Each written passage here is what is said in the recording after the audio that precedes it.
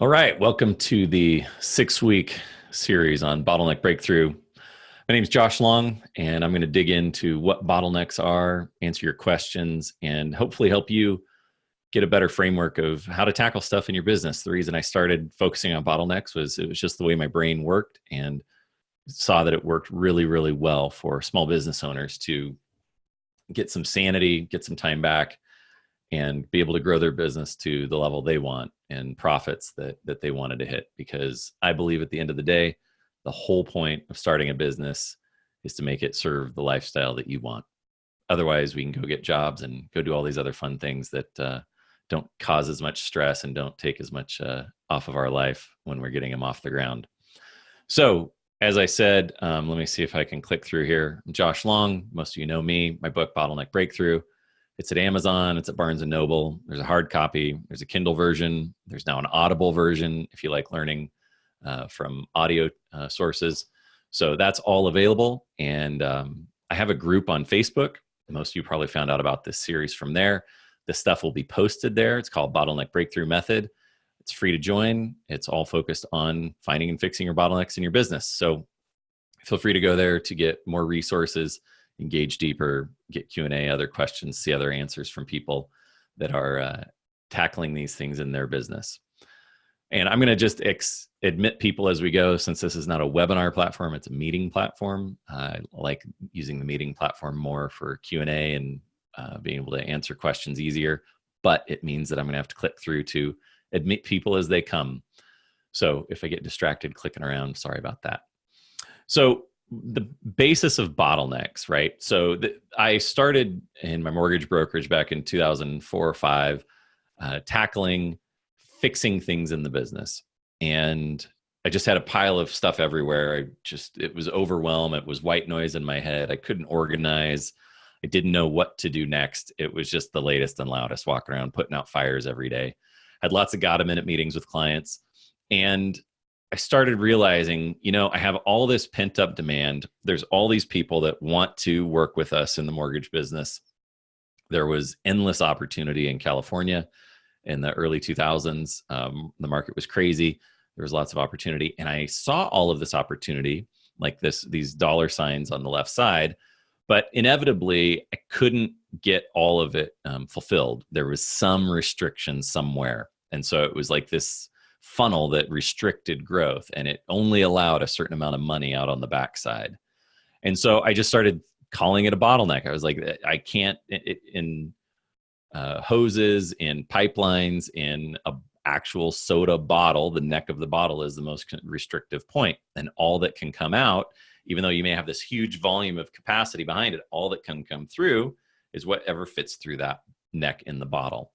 And so that's what I started seeing was there's constraints, there's a restriction in my business. And if I focus on working on this one specific bottleneck, whatever that is, and in my mortgage brokerage at the time, it was getting loans underwritten.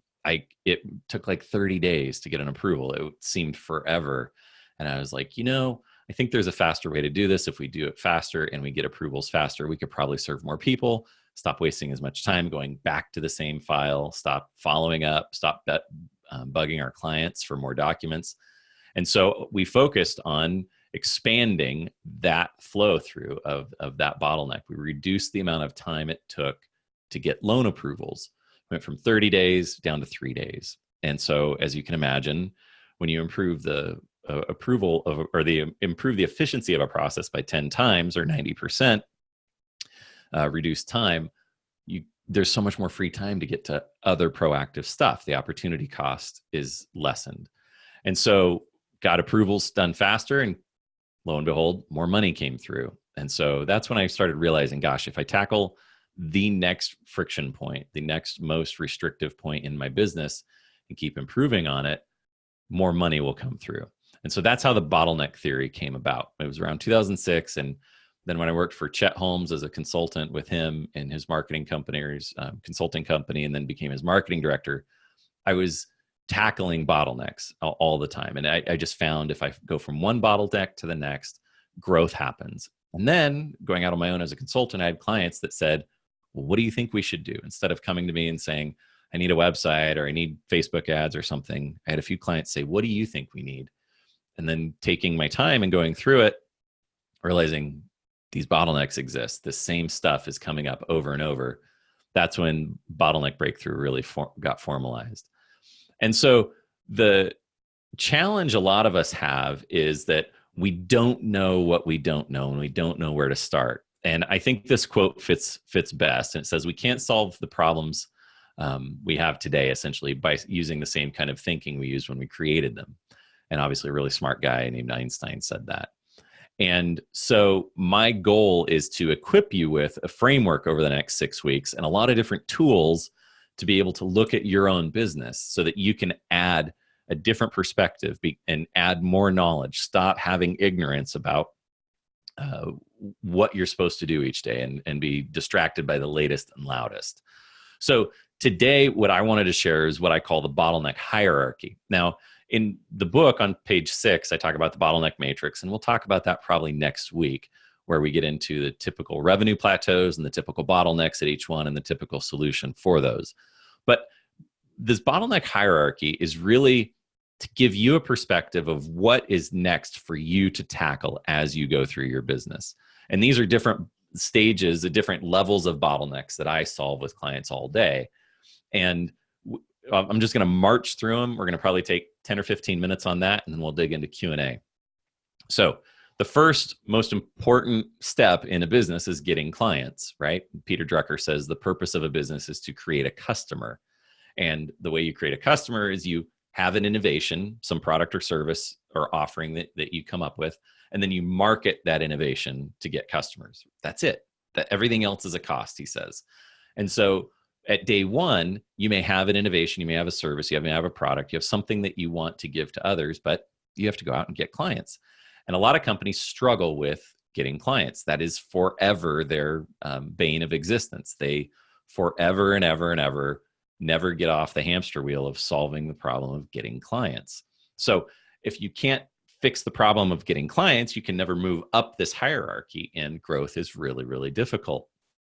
And the reason that I end up working with companies between 1 and 10 million really is the sweet spot for me, is because the getting clients part is solved for the most part. To get to $1 million in revenue, you have to know where to get clients. That's inevitable. There's no way around it. You can't guess and hope your way to $1 million in revenue on getting clients. So I talk about that in the marketing section of the book. Traffic pillars, building a solid traffic pillar is a key component.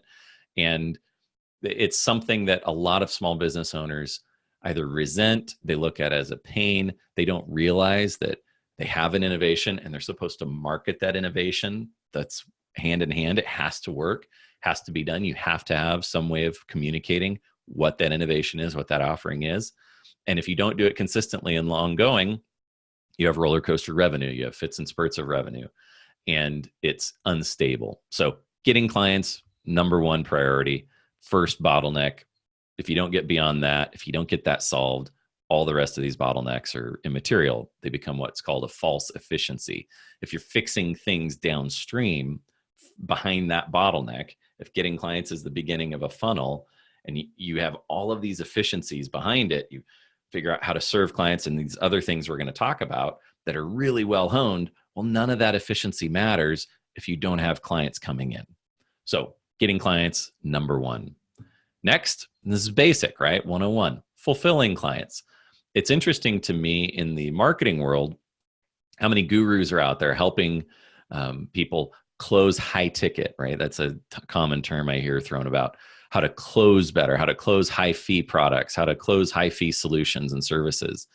But they never talk or worry about what do you do to fulfill those clients? Because I know so many people that can go close a client, but then they scramble like, crap, I don't have the staff. I don't have the systems. I don't have the processes. I don't have any time. I'm so focused on closing and getting clients, I don't know how to fulfill them.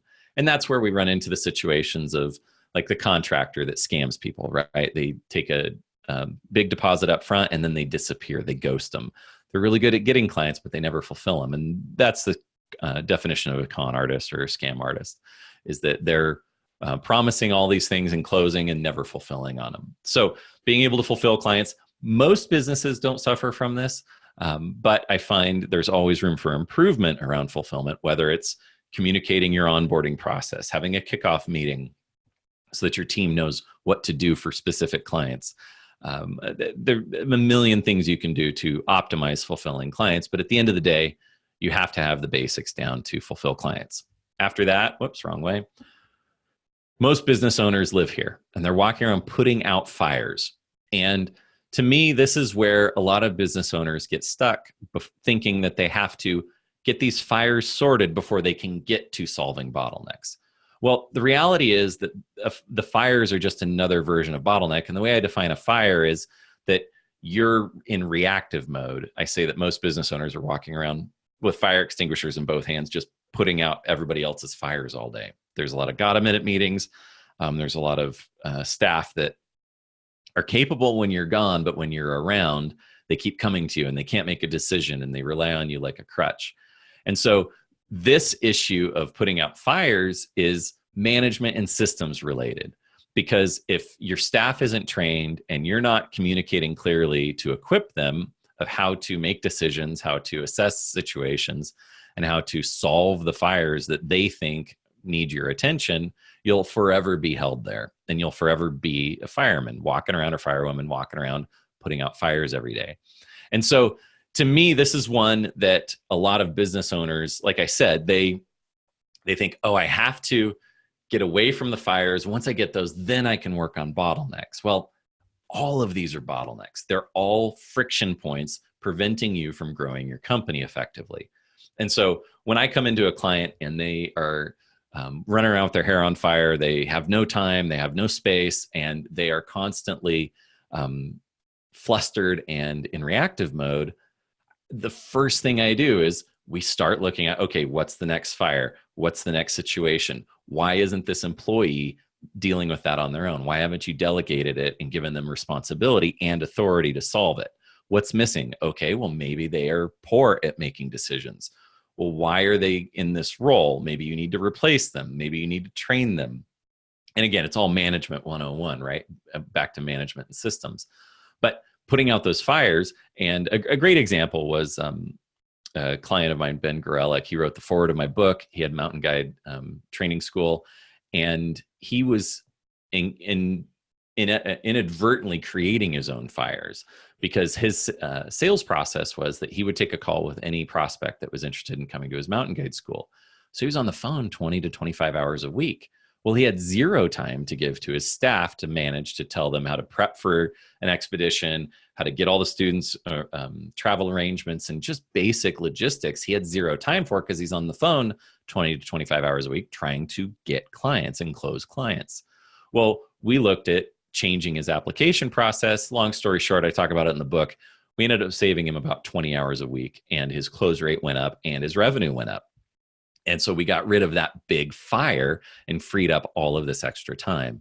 So really, when I say that putting out fires is look at where you're spending an inordinate amount of time reacting or not able to proactively pursue new initiatives, new systems, new growth, new opportunities, because everybody's busy all day, every day, maintaining the status quo in your company. And if you're not proactively growing it, nobody else is. So next up the hierarchy is staffing. Again, putting out fires is typically a management thing, and that which leads right into what are you doing to recruit, train, and retain staff that can help you expand your reach, expand your leverage, and grow your company. And a lot of business owners start out with, I just need an assistant, right? I just need a mini me version of myself. And the problem with that is, A, nobody thinks like you, because if they did, they'd be starting another business. And B, there's no way for somebody to come in and know everything you know about your baby because you grew it from the ground up and they're just stepping in from the outside. And so staffing becomes a big bottleneck because you go through assistants, you go through flaky, you call them all flakes, you think all the millennials are flakes.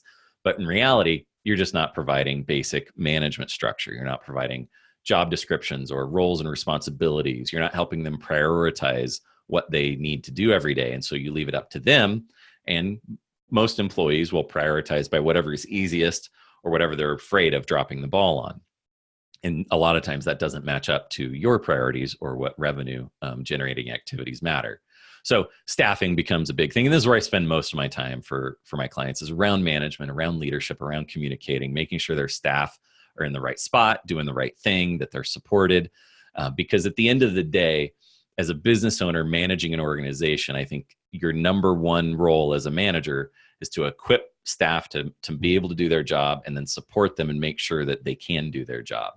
So you're equipping and supporting, not driving as a taskmaster, as a lot of us equate management to, or being into the weeds and nitty gritty and all of that stuff and micromanaging them. That's not how you get the most out of your staff, and not how you work through your staffing bottleneck.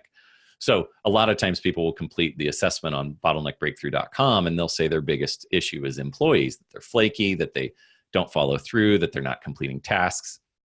And the solution to this is the weekly one-on-one meeting, management meeting, and then systems and checklists on how to do their job and what matters.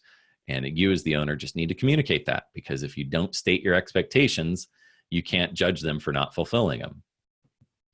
Next up is systems. And again, there's a lot of books out there about systems and documentation. And I think it's overkill most of the time. Most of the companies that are in the training around systems overcomplicated intentionally to make them seem way more important or more significant. To me, it's just starting with a basic checklist. If there's automation you can put in place, great.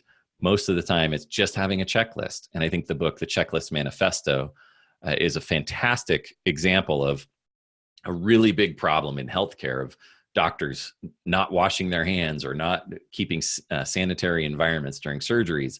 And by having a checklist that anybody in the surgery room can follow and chime in on if somebody misses a step, reduced infectious disease rates and post-surgical infections just by following a checklist. And I think pilots are a great example. When the risk of failure is so high, everybody dies if a plane fails. So often there's very little tolerance on what can be saved if a failure happens. And every flight, everywhere, the pilots are always going through checklists. And it's because our brains aren't really reliable at following checklists. So I think that's where systems are super useful to make sure that your company is running smoothly without you. And there's, again, a ton of opportunity to work on them and optimize them as you go up this hierarchy. Next, I will get back here and click over bookkeeping. Now, this may seem basic for some of you. Others, it is the most overwhelming process. And when I mean bookkeeping, I'm talking about ongoing accounts receivable, accounts payable, income statement management, and cash flow statement, so that you can see where your business is in any given time with reasonable time delay. So I suggest that you have your books reviewable by the 10th of every month. So it's January 22nd right now. You should have already had your books done for December, ideally for 2019. I know this seems like a pie in the sky fantasy if you're further down the food chain here on what bottlenecks you're actually tackling, but being able to get to the financial reporting and be able to see where you're at is huge. And this is where you get really sophisticated. You can get into accounts receivable aging. And when you start cutting that aging down on where the bad clients are, where your terms are off, or where you're not confronting people paying you, you can speed up your turn cycles, which increases your cash flow, which increases your stability, which makes you much more profitable in the end by just reducing your accounts receivable aging. And there's a million other things to do around bookkeeping. So then this is where you start getting into the sweet spot of upgrading everything in your systems, everything in your list. And so I find when I can work with clients at this stage, it's a lot of fun because we can cherry pick tweaking and optimizing the really significant levers because everything else is running well. And now there's a term in the staffing world called top grading, where you're recruiting people and dropping your lowest performers, and they may not even be bad employees. You want higher and better, and you're able to replace that bottom performer with somebody much better that maybe sets the new standard in your company. I was talking with a client last week, and they are using TopTal. It's a design and development freelance agency. and they have the best developers and designers available, and it's contract-based work. And he said by bringing in a top tal usability designer, somebody that was focused on making their software easier to use for end users through design, better graphics and better layout and better workflow, that the rest of his team improved because they saw what this superstar was able to do. And to me, it's kind of like if you're playing basketball with LeBron James, even if he comes out for an afternoon in a pickup league, guys are going to pick something up. They're going to see, oh, he does something different. And that's what, in a contract base, bringing in somebody from the outside that can improve the talent level or improve the systems, upgrade what your staff's currently doing. But it's even better when you can bring somebody in full time and replace poor performers. So to me, that's where upgrading across the board. I've had a lot of clients say that.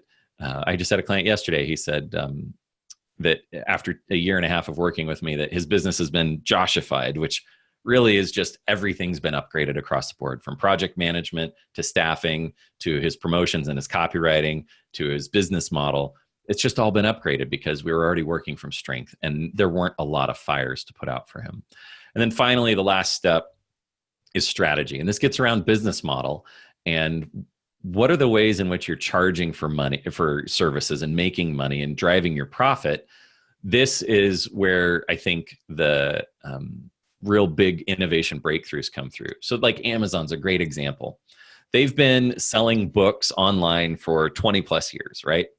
And they started with books because they're simple, they don't expire, they can be shipped with media mail, the postal service gives a cheaper rate, and they just needed to get that working, right? There wasn't much profit. Bezos ran that for a number of years without making a profit, but it was buying them time. And the interesting thing now, 20 plus years later, is they have Amazon Web Services.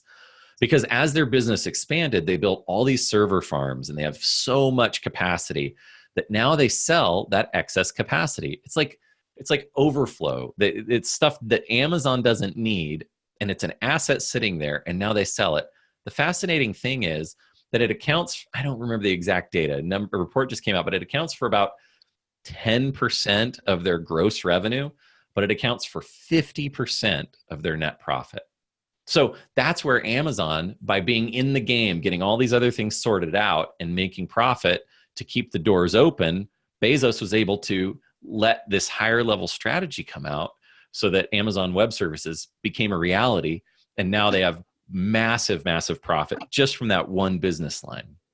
And to me, that's the highest level of solving bottlenecks. Is you can't get to that level of breakthrough until all of these other things are sorted and you're able to run your business more efficiently, have more space, more time, less headaches, and have more profit to be able to take opportunities and pursue other things. So to me, that's the bottleneck hierarchy. As you guys go through looking at your business, there's a lot of new shinies, things out there that can be interesting.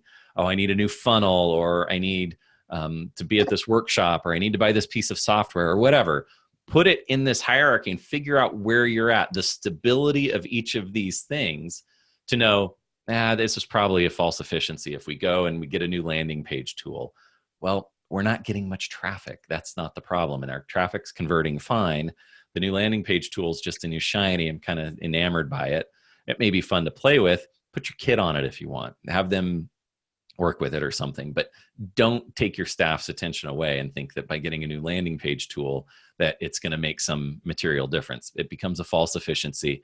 It becomes something that you're putting the cart before the horse, or you're wasting time on something that really isn't a bottleneck.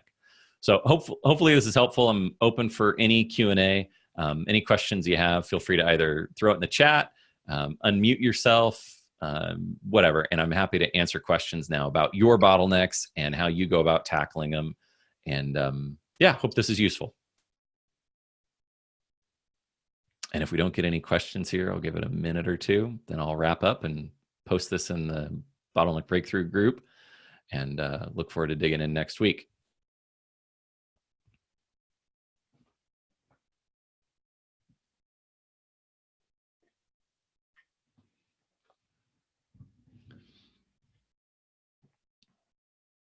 Looks like everybody's shy today. It's all good. And feel free to chime in here if this made sense or didn't make sense. If you have questions about this hierarchy, I'm happy to go back over any of it as well. So don't worry about your questions being dumb or not sophisticated enough. That's not the goal. My goal is that you guys understand this stuff and can go apply it in your business as immediately as possible and get results. Hey, So Josh. about another 30 seconds. Josh. Otherwise, this has been fun. I enjoy helping you guys. Josh. And thanks for showing up. I appreciate it.